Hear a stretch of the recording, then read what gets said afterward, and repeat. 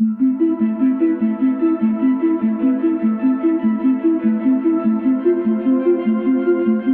Bentami, bonjour. Nous sommes aujourd'hui à Paris et nous te recevons dans le cadre d'une émission qui s'appelle Carambar. Donc tu as 40 ans, tu vis à La Réunion, tu as traversé l'océan pour participer à cette émission et on t'en remercie. Tu as été infirmier, puis homme d'affaires dans le milieu médical et pharmaceutique.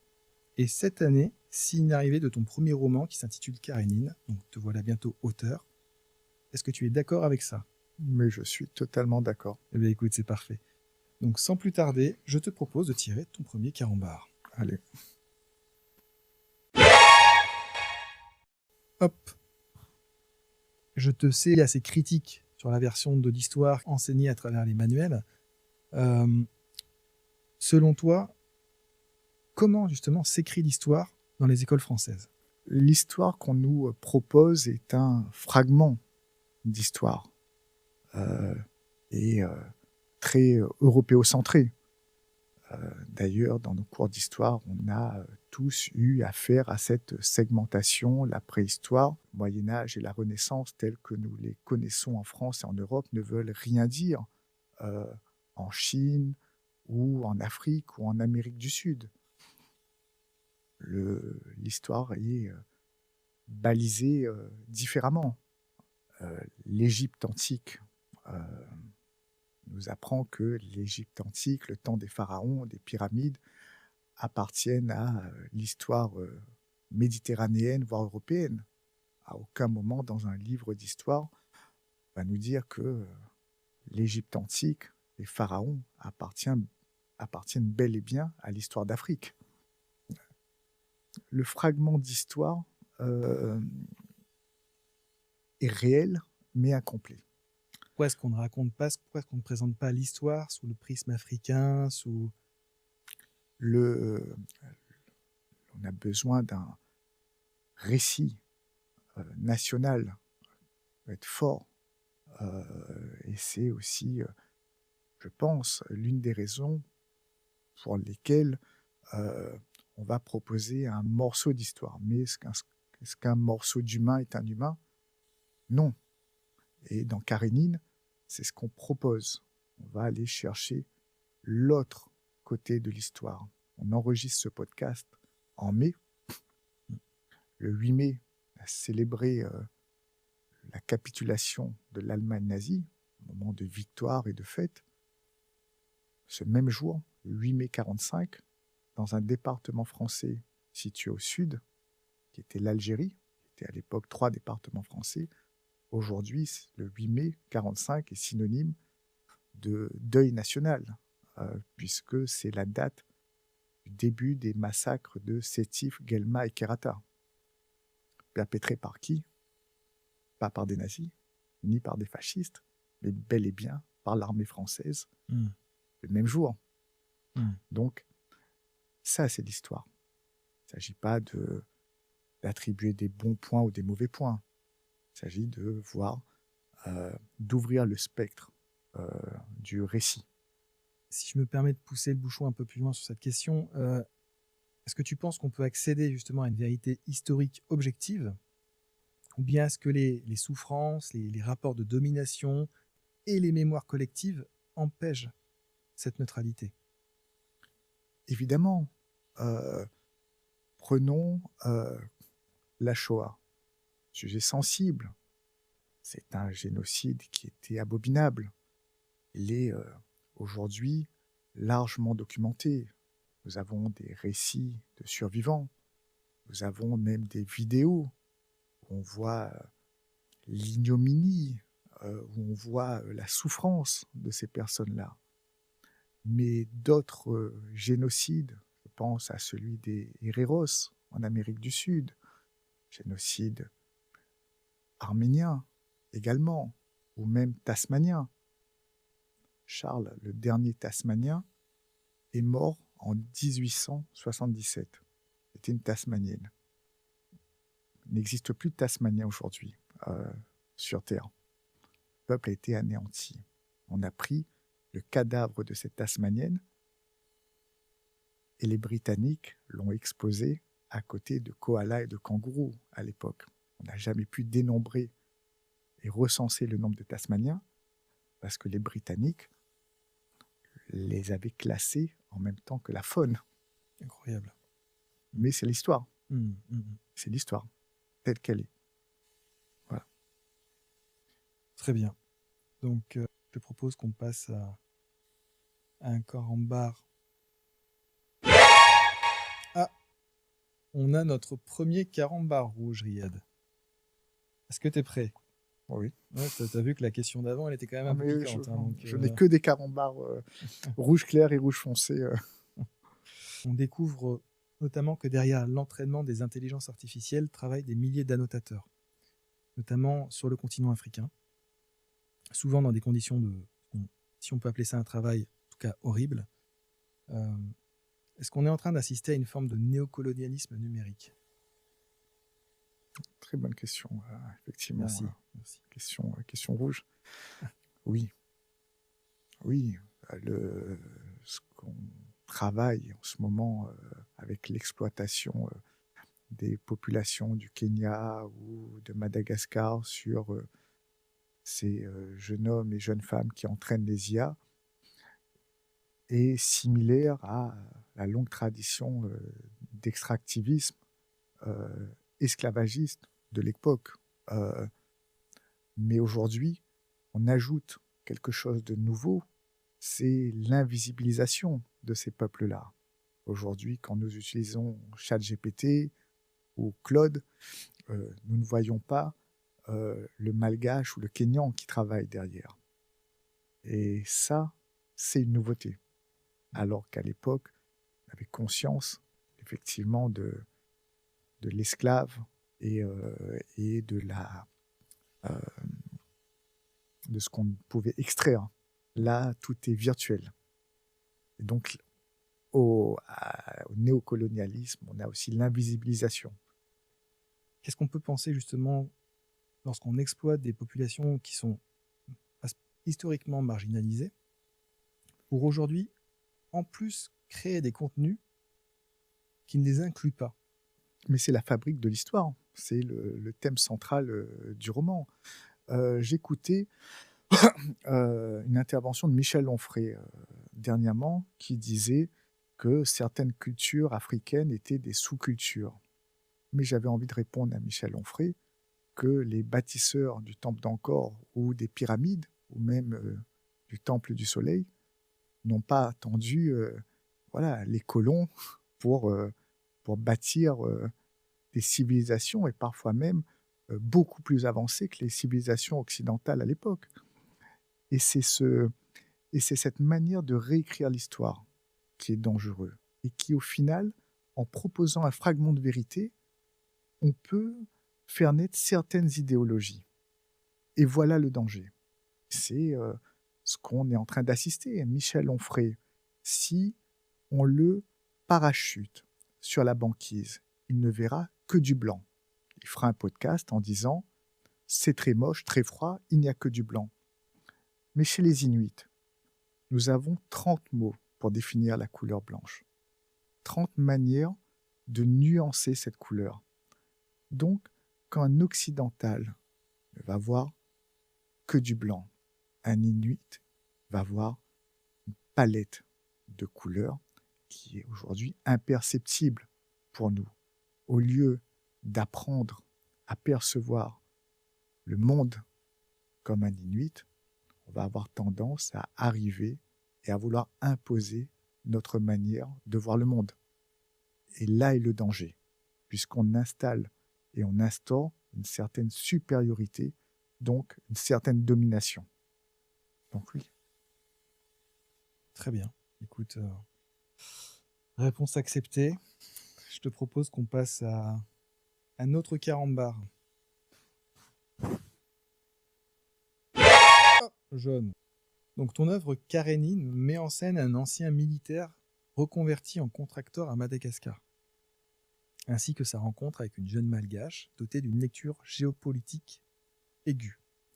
Est-ce que tu pourrais nous expliquer un petit peu comment tu as travaillé tes personnages pour justement éviter les clichés, notamment celui du militaire occidental, bien souvent blanc, sauveur de la jeune femme autochtone en détresse. On est sur un personnage, effectivement, le narrateur, qui est un ancien militaire et qui va effectivement avoir un contrat sur l'île de Madagascar. Un contrat où il va effectivement former la sécurité d'un homme d'affaires qui vient de subir une tentative d'assassinat. Et il va faire la rencontre de Jamila, personnage principal de cette histoire, effectivement, cette jeune femme qui revient de Paris, après des études en sciences politiques, en histoire. Et ce jeune homme, ancien militaire, va découvrir à travers le récit de Jamila toute nouvelle manière d'aborder l'histoire. À partir de ce moment-là, la trame est faite. Et les clichés vont disparaître. Celui qui vient d'Occident va pour la première fois, effectivement, écouter et apprendre. Ce qui implique que ce narrateur adopte cette position. Ce personnage qui, prime abord, une posture très virile, va effectivement devenir l'élève d'une jeune femme. Et c'est possible. C'est possible dans ce récit. Il y a un personnage dans ton livre, F, il est assez intriguant, parce que c'est à la fois une sorte de mania local, mafieux, mais qui a aussi un côté très esthète, c'est-à-dire qu'il apprécie la littérature, il est capable d'écrire des poèmes, il est capable d'une véritable sensibilité, d'un regard sur le monde. Et en parallèle, il a des travers qui sont quand même très discutables, c'est-à-dire qu'il apprécie les femmes, notamment très très jeunes. Pourquoi il a un prisme révélateur de quelque chose dans le roman? F, c'est celui qui va concentrer l'hubris occidentale. F, c'est celui à qui on va donner ce que beaucoup d'hommes recherchent, l'argent et le pouvoir. Une fois qu'on en a, un peu comme F, qu'est-ce qu'on en fait?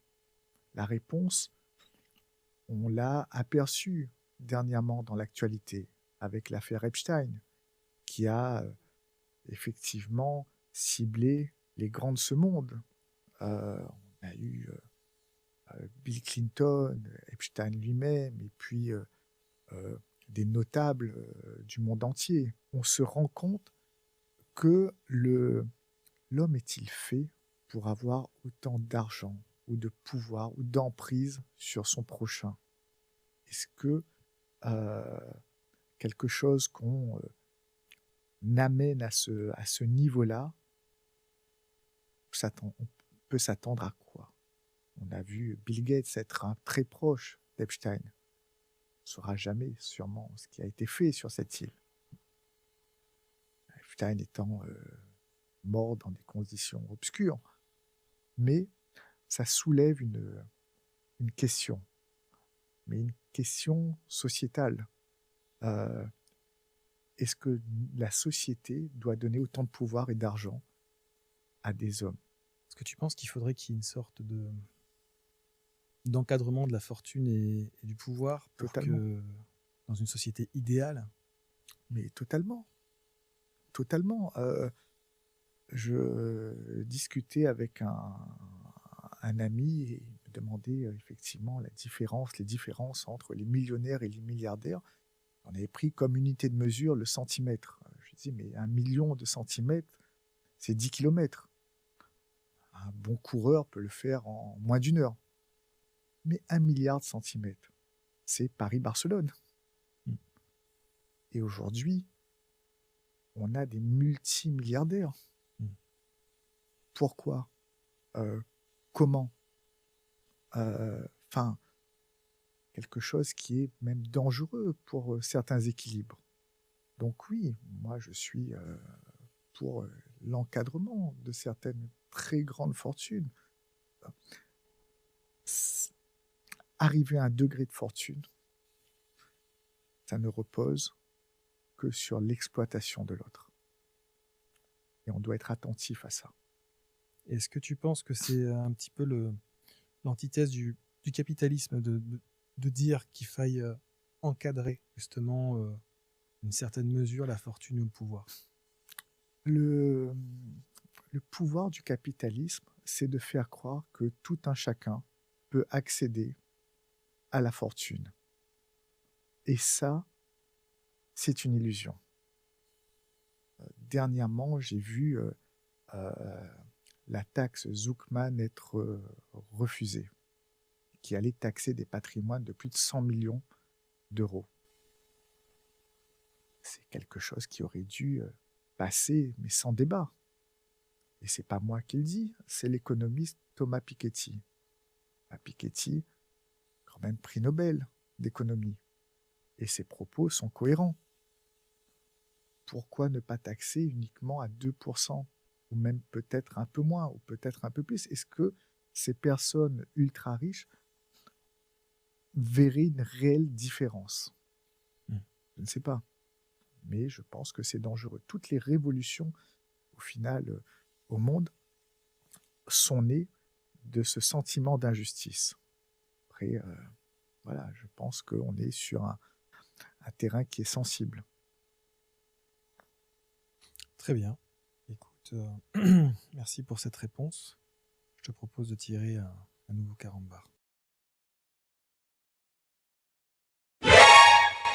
Une question rouge qui est en lien justement avec la notion de recherche, d'une vérité aussi qui nous arrange. Tu es sûrement mieux au courant que moi de la prépondérance de la distribution d'anxiolytiques dans le système médical français. Donc c'est devenu presque un réflexe systématique de la part des médecins, sans même chercher parfois à guérir la cause du mal-être. Mais est-ce que ce n'est pas justement symptomatique que nous vivons dans une société de l'anesthésie où l'on ne supporte plus le réel? Les antidépresseurs sont indispensables pour certains, et même salvateurs. Un véritable levier, un véritable traitement pour un mieux-être. Là où ça devient problématique, c'est quand l'antidépresseur devient un traitement sur un mal, pour un mal qui est bien plus profond. Dans ce cas-là, ça devient politique. 16% des prescriptions médicales aujourd'hui en France sont pour des antidépresseurs. Est-ce que on ne devrait pas nous questionner sur la société que nous proposons aujourd'hui aux citoyens?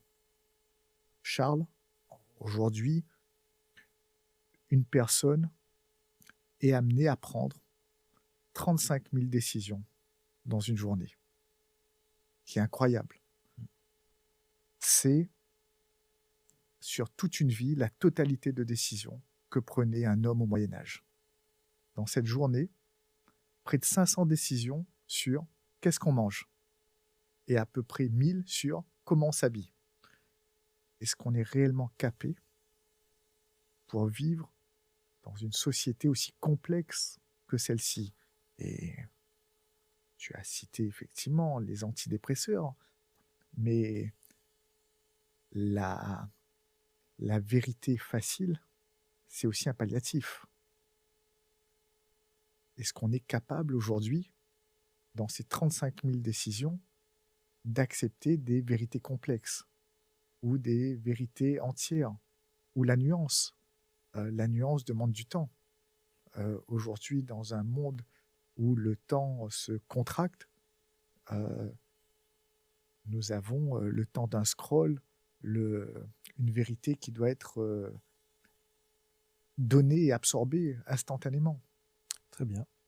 Écoute, je te propose de piocher un nouveau carambar. Son standard.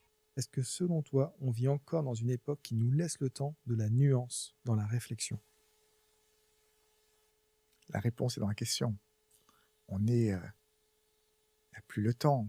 Le cerveau a besoin, n'est pas câblé pour la vérité, câblé pour la cohérence. Une vérité qui n'est pas apaisante, qui n'est pas cohérente, ne va pas être pressentie comme une vérité. Donc, donnons au cerveau des vérités qui sont cohérentes, soit un morceau de vérité, ou soit un gros mensonge. Pour réfléchir, il faut avoir le temps de réfléchir. Oui. Et ça, aujourd'hui, c'est quelque chose qu'on a plus. Qu'on a moins. On peut avoir le temps de réfléchir, mais ça demande de l'effort de réfléchir. Est-ce qu'on a envie tous les jours d'être ébranlé dans nos certitudes? Est-ce qu'on a envie tous les jours de se dire que nos rêves d'enfant, d'être astronaute ou on ne pourra jamais l'être? Est-ce que certaines vérités comme le, le chemin, un parcours inéluctable vers la mort, est-ce que c'est quelque chose qui est entendable aussi? Donc non, mentons, voire même anesthésions les gens. La question c'est à qui profite une société qui est anesthésiée? Pousser le bouchon un peu plus loin là-dessus, on sait que les algorithmes, enferment les individus dans des bulles de confirmation. Est-ce que la nature même de ces réseaux, elle n'est pas opposée à la notion de nuance? Ce que tu énonces a toujours existé, avant même les réseaux sociaux. Certains journaux étaient effectivement, j'avais ce chiffre en 1930 en Allemagne, on avait presque 5000 journaux, titres. Ça a empêché l'Allemagne de sombrer dans l'extrême droite et le nazisme, malgré la pluralité effectivement des opinions et des idées qui étaient proposées par ces 5000 journaux. La différence, c'est qu'aujourd'hui, effectivement, quelqu'un qui va avoir une idée ou une réflexion un peu bizarre ou un platiste qui, à l'époque, n'allait pas avoir de, de suivi ou de suiveur, aujourd'hui va vite se retrouver avec une communauté. Voilà la différence. Oui, tout à fait. Et Tout à donc, fait. on est là vraiment sur quelque chose qui est tout nouveau et au final de dangereux. Et c'est aussi ce que Karénine veut exploser. Bien sûr, bien sûr. Très bien, Riyad. Écoute, je te propose de passer au carambar suivant. Rouge. Très très bien. Aujourd'hui, les mouvements masculinistes qui émergent sur les réseaux sociaux, est-ce qu'ils sont, selon toi, plutôt une réaction au féminisme contemporain, ou simplement une reformulation numérique du machisme de l'époque de nos parents? Le masculinisme a toujours existé. Il est aussi vieux que le patriarcat, pour moi.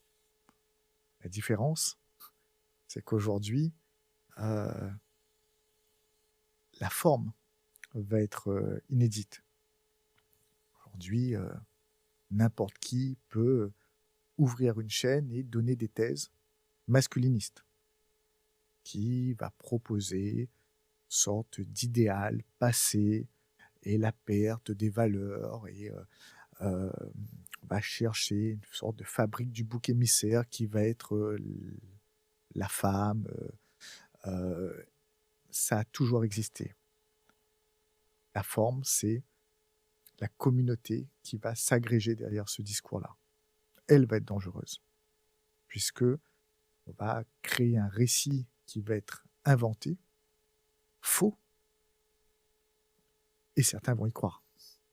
Les meilleurs mensonges sont les mensonges avec un peu de vérité dedans.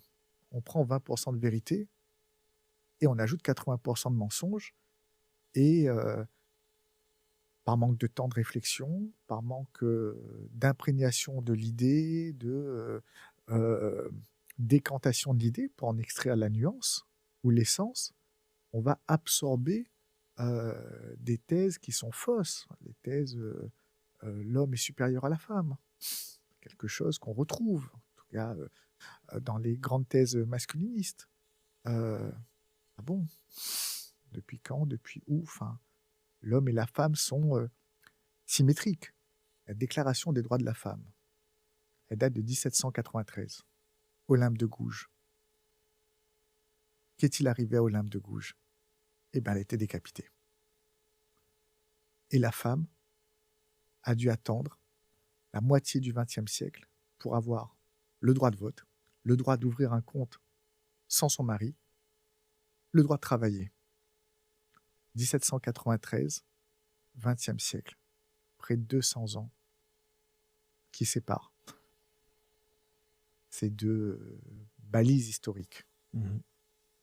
Donc oui, quelque chose qui s'est passé entre-temps. Effectivement, la peur de perdre du pouvoir, effectivement. Et prenons Charles, l'avortement, très longtemps interdit. On pouvait être attaqué au pénal pour avoir avorté. Une jeune fille qui avorte était accompagnée par 2 gendarmes devant le juge, elle et la faiseuse d'ange. Elle était souvent condamnée, avec inscription au casier judiciaire. Il y a combien de temps, ça? On est là dans les années 60. Dans les années 60, c'était encore interdit, puisque Gisèle Halimi avait, lors du procès Chevalier, me semble, défendu cette jeune femme qui avait avorté de son petit copain qu'il avait violé à l'époque, et c'est c'est la jeune femme qui avait été mise sur le banc des accusés pour avortement. Et Gisèle Halimi, sur un plaidoirie qui a fait sensation, avait défendu bec et ongles cette liberté d'avorter. Mais c'est difficile quand un juge vous dit droit dans les yeux, vous êtes en train de tuer une vie qui pousse en vous. Donc, avec le poids social, le poids effectivement de la loi qui vient s'abattre sur vos frêles épaules d'enfants de 16 ans. Si on parle de Karénine, donc tu abordes une autre lecture en fait du monde, et notamment aussi de l'histoire qu'on peut nous transmettre. Toi, tu écris plutôt pour rassurer ou pour déranger? Charles, j'écris essentiellement pour déranger, mais pas choquer. Mon objectif à travers Karénine, c'est désarçonner le lecteur, le rendre orphelin de ses certitudes. Je veux dérober, si tu veux, le sol sur lequel il marche sans proposer d'autres alternatives. À lui ensuite de se construire sa nouvelle dalle de pensée. Voilà un peu l'objectif de ce roman. Quand tu dis orphelin de ses certitudes, tu parles de quelle certitude exactement? On grandit et on évolue dans notre quotidien avec certaines pensées qui sont dogmatiques. On ne sait pas comment elles sont arrivées là, mais on les accepte. En Karénine, on va aller secouer ça et on va aller chercher la genèse de certains mécanismes de pensée. À partir de ce moment-là, on va comprendre certaines actions ou certains comportements. D'accord, et tu pourrais nous donner des exemples très concrets? Je suis arrivé à Paris il y a quelques jours. Et j'étais non loin de la Tour Eiffel. Je me suis fait une petite balade sur le Champ de Mars et puis effectivement la Tour Eiffel en fond. Et bien, figure-toi que très peu de personnes savent que Gustave Eiffel, l'architecte de cette tour, ne s'appelait pas Eiffel. Son nom était Bonnickhausen, était un immigré allemand, et il avait dû changer son nom pour être intégré à la société française de l'époque, puisqu'on le prenait pour un espion allemand. Tour Eiffel aurait pu s'appeler la tour Bonnickhausen. Donc Eiffel était la colline, le nom de la colline, là où habitait Eiffel en Allemagne. Donc le roman, alors là je te cite quelque chose assez de manière instantanée, mais le roman est ponctué de ce type de fun facts. Et effectivement, on va pas se poser ce type de questions. Mais quand ce type d'information arrive, elles accrochent tout de suite. On va remettre en question certaines de nos certitudes. Ça, c'est un exemple, parmi tant d'autres. Mais on aura l'occasion, je pense, d'en aborder d'autres. Bien sûr. Notre émission touche à sa fin. Ben, merci, Charles. C'était un plaisir de te recevoir. Et puis, on te souhaite tous nos vœux de succès pour la parution de cet ouvrage qui sera à découvrir donc en septembre 2026. Eh bien, merci de m'avoir reçu et je garde les carambars, du coup. Tu peux les garder. Merci, Charles. Merci à toi.